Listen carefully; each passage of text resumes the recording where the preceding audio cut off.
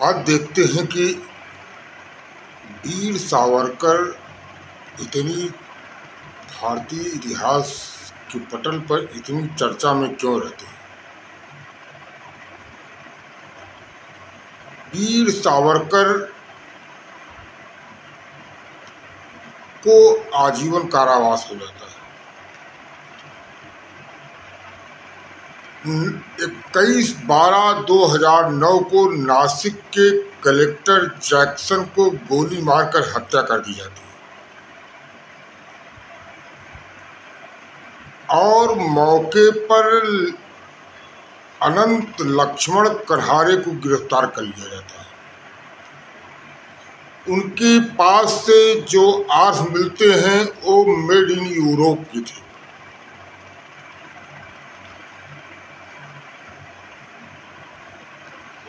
इसी आधार पर विनायक सावरकर, वीर सावरकर, विनायक दामोदर सावरकर, जिन्हें वीर सावरकर कहा जाता है, लंदन से गिरफ्तार कर लिया जाता है।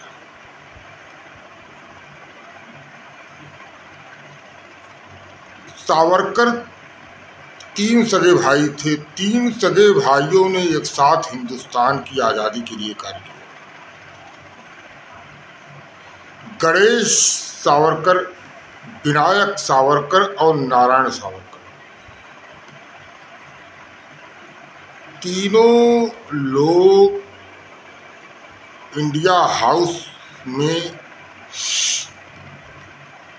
एज स्कॉलर पढ़ने गए थे। इंडिया हाउस उस समय पिक्चर में आता है जब ब्रिटिश गवर्नमेंट के स्कॉलरशिप से विदेशी भाषा में पढ़ने के लिए भारतीय स्कॉलरों को प्रोत्साहित किया जाता था। उस दौरान श्यामाजी कृष्ण वर्मा, मैडम भाकाजी कामा, सावरकर बंधु, मदन लाल ढींगरा, ऐसे लोग लंदन इंडिया हाउस में पढ़ने गए थे। इसी दौरान पूरे देखते हैं कि 1857 के बाद 50 साल की शांति के दौरान पहली बार बंगाल विभाजन से हिंदुस्तान में एक तूफान आ गया। इस तूफान में बंगाल विभाजन को भारतीय एकता के विखंडन की कार्रवाई के रूप में माना गया। इसके लिए सावरकर बंधु और मदन लाल ढींगरा जैसे देश राष्ट्रभक्त उत्तेजित हुए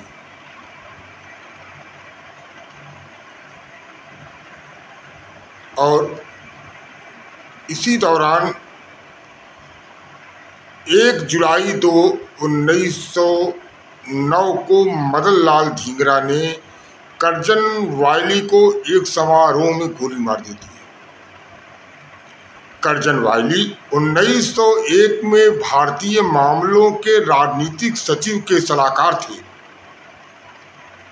और बंगाल विभाजन की रणनीति बनाने में उनका बड़ा योगदान था। यद्यपि Lord Curzon, viceroy Lord Curzon भी टारगेट पर थे, लेकिन ऐसा अवसर नहीं आ पाया। तो कर्जन वायली को गोली मार दी गई। इसके बाद मदन लाल ढींगरा मौके पर पकड़े गए, ट्रायल हुआ और उनको लंदन में ही फांसी की सजा हो गई। इसके जस्ट बाद 12 जुलाई 1909 को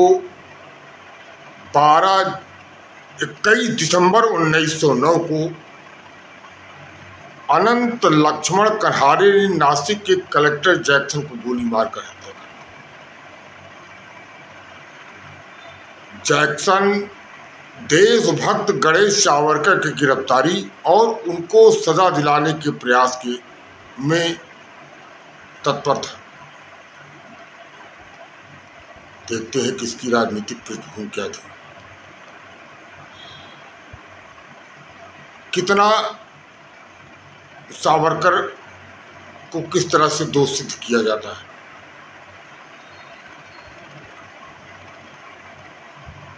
1905 में श्यामाजी कृष्ण वर्मा लंदन में इंडिया हाउस की स्थापना करते हैं। इंडिया हाउस लंदन के हाईगेट पर स्थित बैठक स्थल था। स्थापना के एक साल बाद मदन लाल ढींगरा लंदन पहुंचते हैं। सितंबर 1910 को मुंबई हाई कोर्ट के चीफ जस्टिस के नेतृत्व में एक ट्रिब्यूनल गठित होता है। 2 अन्य जज उसमें नामित होते हैं और मुख्य न्यायाधीश की अध्यक्षता के ट्रिब्यूनल को नासिक षड्यंत्र का ट्रायल हैंडओवर कर दिया जाता है।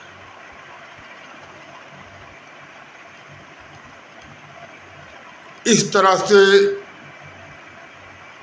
लंदन से सावरकर की गिरफ्तारी होती है। पानी के जहाज से उनको फ्रांस के तट पर लाया जाना था। इसी दौरान इंग्लिश चैनल में हथकड़ी बेड़िया लगे हुए विनायक दामोदर सावरकर समुद्र में कूदकर तैरकर बाहर आते हैं तो पाते हैं कि फ्रांस के तट पर फ्रांसीसी देश की सुरक्षाकर्मी उनको गिरफ्तार करके पुनः ब्रिटेन के शासन को सौंप देते हैं। वहाँ से गिरफ्तार होकर नासिक आते हैं। नासिक के जेल में रखा जाता है, फिर पूना के यरवदा जेल में रखा जाता है। लेकिन जैसे ही ट्रायल मुंबई हाई कोर्ट के ट्रिब्यूनल को सौंप दी जाती है, उन्हें मुंबई के जेल में डोंगरी जेल में इनको शिफ्ट कर दिया जाता है। उनके खिलाफ 121 और 121 AIPC के चार्ज फ्रेम होते हैं।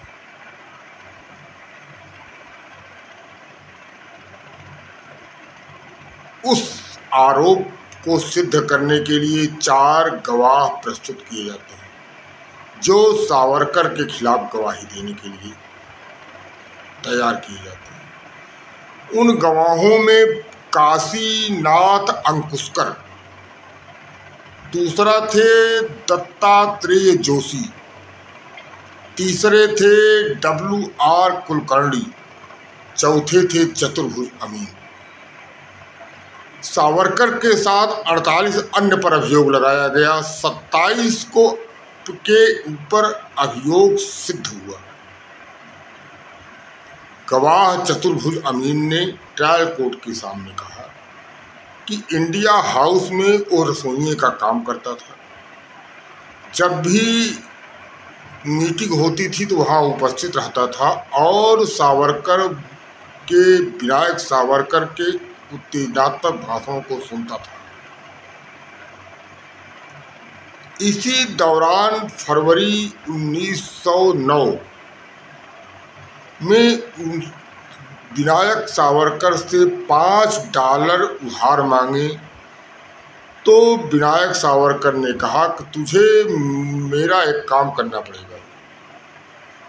उन्होंने किताबों का एक बॉक्स दिया और किताबों के नकली तल में पिस्टल रखे हुए थे। कहा कि इसे मुंबई पहुंचाना है, तभी तुमको $5 देंगे। मैं उस बुक के किताबों के बॉक्स को जिसमें पिस्टल रखा हुआ था लेकर मैं पहले पेरिस गया। पेरिस में वहाँ मैडम भाका जी कामा और शेर सिंह से मुलाकात हुई। उसके बाद मैं जनेवा गया। जनेवा के बाद फिर मैं मुंबई आया। मुंबई में के लिए एक पत्र लिखा गया था। पत्र जो है हरि अनंत थट्टे के नाम था। Hari Anant Thatte 320 mint road, fort Mumbai. अगर वो मौके पर नहीं मिले तो बुकों की बॉक्स महादेव जो पड़ोस में रहते हैं उनको हैंड ओवर कर देना, महादेव भट्ट को हैंड ओवर कर देना। मैं गया और इस बुक के बॉक्स को लिखे पते पर पहुंचाया। वहाँ महादेव भट्ट भी मिले। वही असलहा, वही आर्म्स नासिक हत्याकांड में प्रयोग हुआ।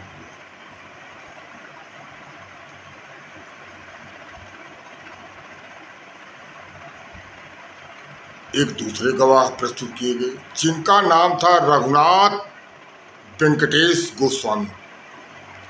रघुनाथ वेंकटेश गोस्वामी ने कहा कि मैं अभिनव भारत का एक सदस्य था। 1906 के पहले अभिनव भारत संस्था मित्र मेला के नाम से जानी जाती थी, जो शांति पूर्वक देश की स्वतंत्रता के लिए काम कर रही थी। बाद में युद्ध और हथियार संग्रह का काम करने लगी। इन्हीं सबूतों के आधार पर 30 जनवरी 1911 को विनायक सावरकर पर एक और चार्ज लगाया जाता है और 30 जनवरी 1911 को आजीवन कारावास की दूसरी सजा सुनाई जाती है। कुल 50 साल की सजा सुना दी जाती है। अंडमान निकोबार के सेलुलर जेल में रखा जाता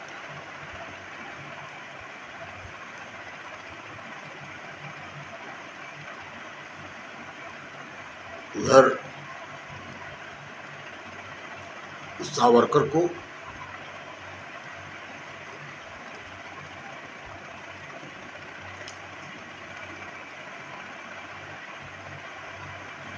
दिसंबर 1910 को पहली बार आजीवन कारावास सजा होती है। 30 दिसंबर 1910 को, फिर 30 जनवरी 1911 को दूसरे आजीवन कारावास सजा होती है। जो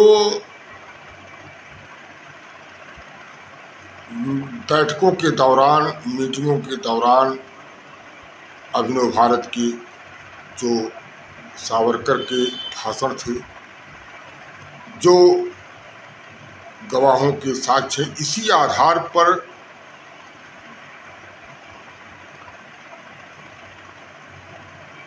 असलहों की संग्रह और उनकी कालाबाजारी का चार्ज लगाकर उन्हें दोबारा आजीवन कारावास सजा सुनाई जाती है।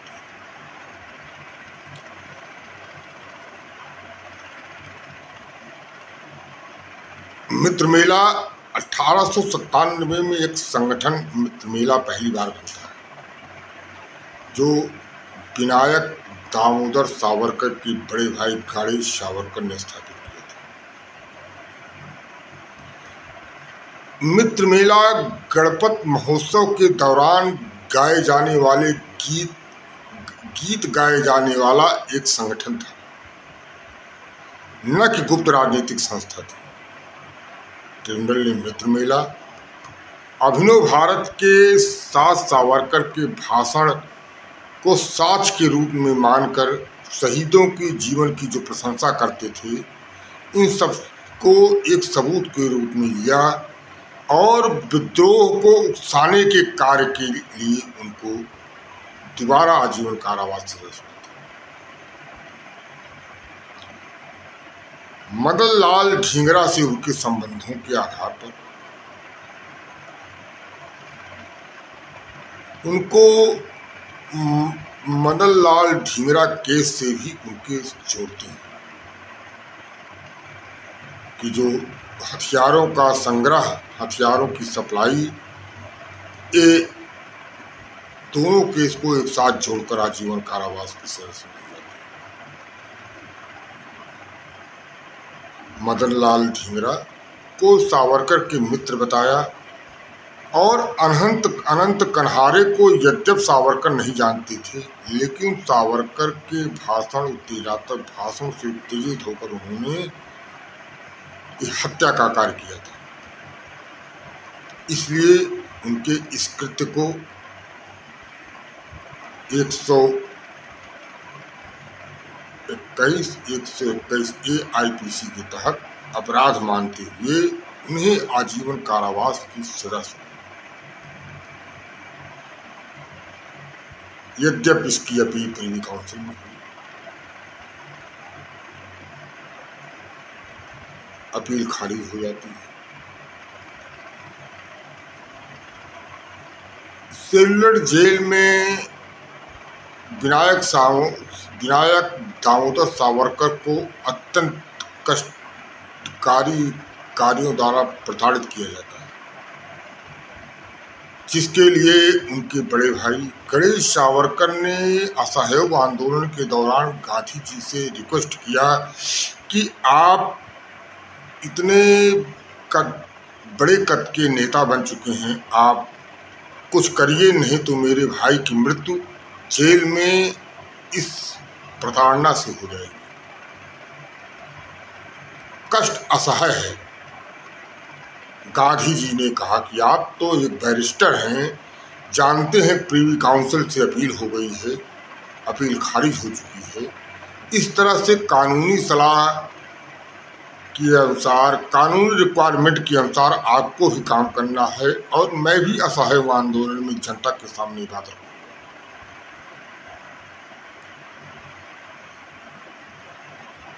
गांधी जी की सलाह पर एक क्यूरेटिव पिटीशन फाइल होता है और उस क्यूरेटिव पिटीशन के आधार पर विनायक दामोदर सावरकर को जेल से रिहा कर दिया जाता है। और गांधी जी ने अपने दैनिक पत्रिका यंग इंडिया में लिखा कि विनायक दामोदर सावरकर जो सेल्लर जेल में अत्यंत कष्टपूर्वक सजा भोग रहे हैं, वो तीनों भाई हमसे पहले, बहुत पहले देश की आज़ादी के लिए काम किया है। मुझसे कई दशक पहले देश की आज़ादी के लिए काम करना शुरू कर दिया था।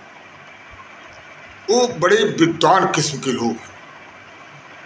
मैं जब दक्षिण अफ्रीका जाता था तो इंडिया हाउस में रुकता था और विनायक सावरकर के बड़े भाई गणेश सावरकर जो मेरे मित्र थे, उनसे गीता, महाभारत, रामायण पर चर्चा करता था। वो लोग बहुत ही विद्वान आदमी हैं। गीता का अर्थ बहुत ही भौतिक लेते हैं। मुझे इस बात को सुनकर बड़ा कष्ट होता है। इतने विद्वान आदमी गीता के अर्थ को इतना फिजिकली लेते हैं। ऐसे विद्वान लोग, ऐसे देश प्रेमी लोग सावरकर की कथा और जनमानस में फैली हुई जो भावनाएं हैं, उसकी दृष्टि से आज मैंने इस बिंदु को लिया। फिर अगले किसी ऐसे बिंदु को पुनः चर्चा करेंगे। तब तक के लिए